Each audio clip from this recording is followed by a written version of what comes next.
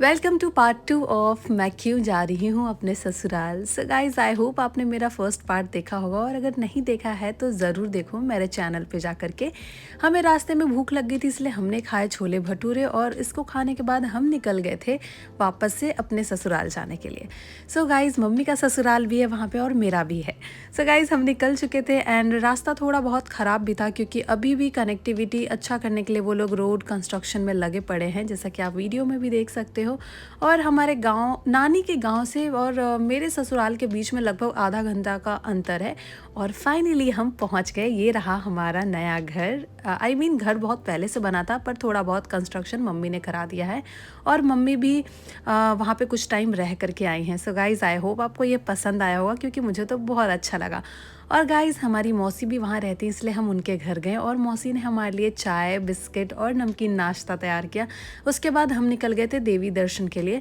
So guys ये जो यहाँ का एक्चुअली मंदिर ही बोल सकते हैं हम, तो इनका नाम है श्री बप्पू महाराज, और उन दूसरे का नाम है गिलहरी बाबा, जो कि मम्मी ने मुझे बताया। इनकी स्टोरी ये है, कहीं और किसी जगह से आकर के इन्होंने समाधि ले ली थी, और लोगों ने बहुत कोशिश किया जान पहचान करने की कि ये लोग कौन है, कहाँ हैं, और लोग कभी पता नहीं कर पाए। और इन लोगों ने यहीं पे समाधि ले ली थी। कहते हैं इनसे आप जो भी मांगो वो पूरा होता है।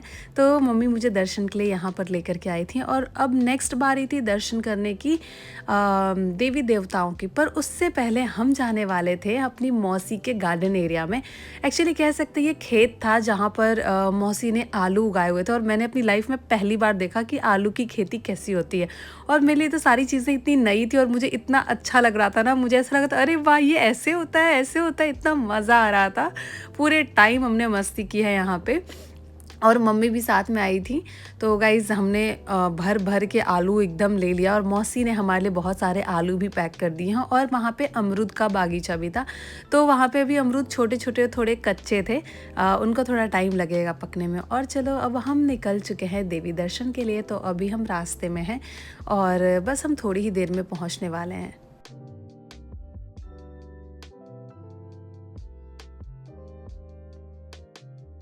और फाइनली हम पहुंच गए हैं। घर से थोड़ा ही दूर था ये, और यहाँ पे हमने देवी जी का आशीर्वाद लिया। और यहाँ पे ये कुआं था जो कि काफ़ी ज़्यादा पुराना है। और इसके बाद हम निकल गए थे वापस अपने घर के लिए।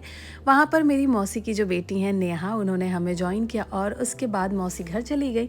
और ये देखो थोड़ा सा सरसों का खेत देख करके ना बड़ा ही प्यार आ रहा था। और गाइस यहाँ पे इस खेत में इतने पतले पतले रास्ते थे ना, मेरी तो हालत ही ख़राब हो गई, चलने में डगमगा रही थी मैं। इसके बाद गाइस हम पहुँच गए थे माँ मनसा देवी के मंदिर।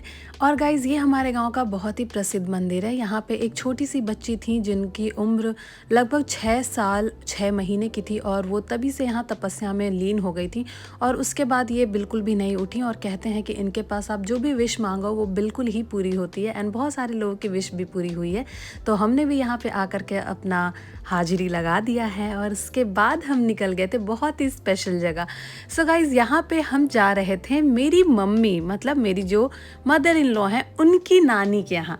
और गाइज़ यहाँ पे ना सारे नानी ने और मामियों ने इतने अच्छे से स्वागत किया हमारा। मैं तो बहुत ही खुश हो गई थी उनसे मिल करके, एंड वो भी मुझसे मिलके बहुत खुश हुए। इसके बाद गाइज़ हम निकल गए थे ऑलमोस्ट घर के लिए, बट उससे पहले हमें कॉल आया, क्योंकि मेरी भाभी और एक मेरी मामी है जो कि थोड़ा गांव से आगे रहती हैं, तो उनसे हम नहीं मिल पाए थे, इसलिए हम उनसे मिल लिए। और उसके बाद फाइनली हम निकल गए। और गाइज़ अब देखो मैं तो बहुत ही ज़्यादा थक गई हूँ। सुबह से हम उठे हुए थे, मैं, मम्मी, सब लोग, हमारी फैमिली।